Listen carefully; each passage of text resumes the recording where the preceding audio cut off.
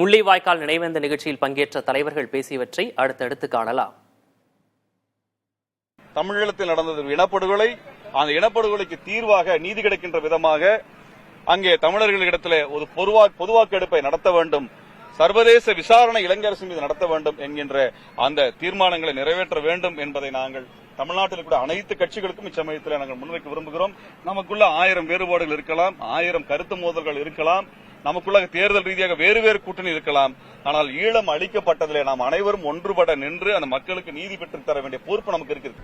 தமிழ் மொழியையும் தமிழர்களையும் தங்களால் மட்டும்தான் காப்பாற்ற முடியும் என மக்களை ஏமாற்றுகின்ற வகையில் திமுகவினர் தங்களை தேவதூதர்களாக சித்தரித்துக் கொண்டு நாள்தோறும் போடும் பகல் வேஷங்களை இம்மண்ணில் யாரும் நம்ப தயாராக இல்லை.